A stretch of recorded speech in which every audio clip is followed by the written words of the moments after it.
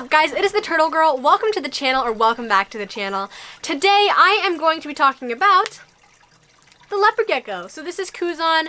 You guys have been asking for more videos with him, and honestly, I agree that I should make more videos of him, but sometimes I kind of have like a hard time coming up with ideas. Just because, well, for one, there's a lot of leopard gecko content already on YouTube, I feel like, because they're pretty popular. And also because I have personally only owned this leopard gecko for a little over a year, and so I don't really feel like I quite want to talk about care stuff yet, just because it's only been a short time and my experience is limited. So I don't really know what I should talk about with Kuzan. I know you guys want to see videos, so definitely leave suggestions for videos with leopard gecko down below. But today I figured we just kind of go through his tank and how much it cost to set up my leopard gecko tank, and kind of just going through everything that's in there, especially because my setup is kind of different, I feel like, than most people's setup. So we're gonna go ahead and take a look at that. Alright, so we'll go ahead and put Kuzan back in here, but let's go ahead and just kind of go through and see how much I actually spent on this setup. And a lot of you guys ask where I got all of this stuff, and so I'm going to be talking about that today, and there will also be a link in the description below with all of the different stuff, and my leopard gecko is investigating his hammock over there. Alright, so let's go ahead and get started. First off, we've got the tank itself, which is an Exoterra large low, which is the 36 by 18 by 12. And so usually this retails for about $200 in the pet store, and then depending if you can get it like on sale and stuff, I've seen it go down to like 150-ish, around that. But I actually got this used. It was basically brand new. I just had to, you know, disinfect it and all. And I got it for $100. So that's how much I spent on the tank. It also came with this light up here, which you don't necessarily need for geckos if you're getting enough ambient light. But that was kind of just like a nice bonus in that I already had this light. As heating elements, I just have a generic heating pad, which I got from Amazon. And also you can see my gecko doesn't know what the heck he is. He's like, I'm not a land gecko, I'm just gonna climb, which is another thing I noticed. He likes to climb a lot. But anyways, beside the point. Heating elements, I just have a generic heat pad from Amazon, which I paid $15 for. And then the thermostat was another $25. And the thermometers, I have like this little one, which kind of measures the ambient air temperature on the warm side. And then also this heating probe, which kind of measures the ground temperatures. By the way, quick note, this is set to 95, which might seem a little warm, but because it has to actually pass through the vinyl, it only gets to be about like 90 degrees. So like you can see here, air temperature, 82 degrees. And then if you look at that one that's back there, it says pretty much the same thing. Don't ask me why I monitored it twice. I just decided to do that. So like over here, yeah, it says 83 degrees. And then if I point it, this laser, into the hot spot, you see it's like almost 90. In fact, it probably gets up to 90 in there. It gets pretty toasty and warm. So yeah, see, like, look. The heat pad's kind of just in this general area. So it definitely gets warm enough, but just wanted to let you know why the thermostat's at that. And so both of those were each about $4. So for a total of $8 for both thermometers. For hides, I have, you can see, oh, and he's deciding to come say hi. Hello, please stay in your tank, thank you. For here you see we have a humid hide, a warm hide, another humid hide. Not really sure what that is actually.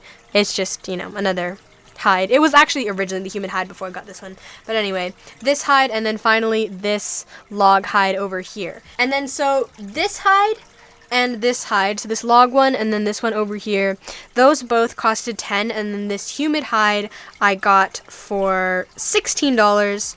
And then, fun thing, this hide here, and then also I kind of forgot about this one because it's just, you know, hiding over here, but this is just like a half log. This I actually got for free because I found it and then I sterilized it. So I just found that out in the woods, which is another great way you can get like cheap decorations and hides.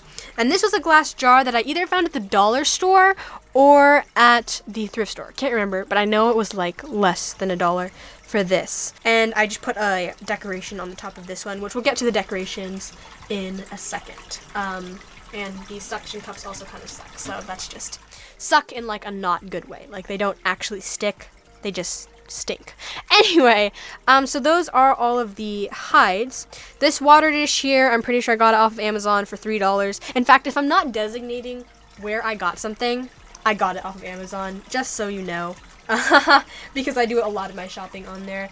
Just because usually the prices tend to be more economical and it's easier than going into the pet store. Some people don't like Amazon, but that's kind of like a different topic. Anyway, moving on, you can see we've got this piece of cork bark here as well as this one here. And I paid about $5 for each of those pieces, so that's $10 right there. We've also got these two hammocks here. So we have this green one, which is like the Zoomed reptile hammock. And then we have this Penplax. They call it like a lizard lounger, which is kind of an interesting name.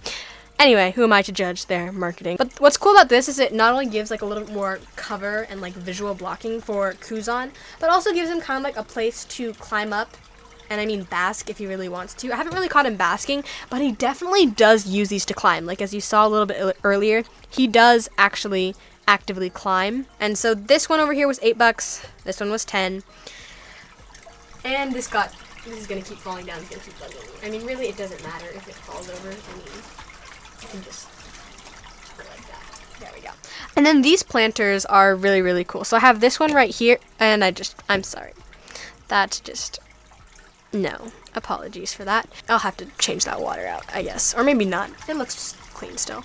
Anyway, there wasn't really any dirt in this, but these planters are really, really cool. So these are actually, I found these on Amazon. They were just some random succulent planters, and they were both $5. So this one over here, and then we have this one over here in the corner, which I can show you. Actually, there's a big plant on it, but you see this planter right here. You can't really see it all that well, but there is a planter there, and so those were $5 each, so it was $10 for those planters. But I just think they're really cool. They kind of like keep with the texture of this terrarium. What I love about this is that everything kind of matches, and then you see all these little fake succulents, one of which I just dropped in his water bowl. So these are like, they call these succulent picks, I suppose, something like that. But I just bought a package of like, I don't know, 10 of them for $10, and I found that, I think it was either on Amazon or eBay, but they're just really cute and they're fake, so I don't have to worry about them dying. So that's where I got those. And then as you can see, we have all of these fake plants in here. So like we've got this one, this one, this one, this one. We've got these little ferns back here. We've got these fake plants. We've got the fake like ribbon type plant over here and more of those. And so really I got these off of Amazon. Each of these were probably like $4 or something. And then for the rest, these I found at a store. It's called Daiso. It's like a Japanese like dollar store basically. And they actually use these for flower arrangements. So like if you look in the flower section for plants that they use for flower arrangements, they have a lot of these little, you know, flower pick things. And so those were really cheap. So those were only like $1, and I have 4 of those in here. So like total on all of the other fake plants other than the succulents, I spent about $20. And I think that's everything in the tank. So I totaled this all up, all the numbers I just gave you. And it came out to, get ready, drum roll please. That was a terrible drum roll. Let's like do a fake one. $251. So I'd say that's generally what you should expect. It's pretty reasonable. If you don't want as many decorations, or if you're like not looking to be super extra, you could probably get away with a budget of like $150. But really I just wanted to do this to show you everything I have in my tank and tell you where I got it, because you guys are always asking me. I'm glad you like the way the tank looks though. Oh my gosh, you know what I did forget? I'm stupid. Sorry. There's one last thing we have to add to that total, which is the substrate. Which, this is actually flooring vinyl. And it's funny, this is actually the thing that you guys always ask me about, and I totally forgot to talk about it until the end. But this is actually flooring vinyl, and you can get it at either the carpet store or the flooring store, and make sure it's the non-adhesive kind, because the adhesive kind actually has glue that can emit fumes that can be dangerous. But sometimes they will either give you remnants for free or for very, very cheap, and so I was able to get a sheet of this that covered both the bottom and the background for, I think he charged me like $5, which was a really good deal because this is very easy to clean. You don't ever have to change it, and I like the look of it, and it's also not loose substrate. Now you might be wondering about the Eco Earth that's back here. Basically, I used to keep Eco Earth in here for a humid hide, and then he just decided to use it as a digging box, so I guess that's kind of enrichment. But once he spread it out, I kind of decided, well, it adds a little bit of texture to the ground. Maybe it kind of looks dirty. I don't know if I'll keep it like that. But for right now, I'm kind of fine with him having some texture on the floor. So anyways, this is Kuzan's abode. I think he really enjoys it. I know I really enjoy it. So anyways, again, links to all this will be in the description. Kind of just wanted to show you what was up. So I hope you guys enjoyed it. Alright, so that is today's video with Kuzan.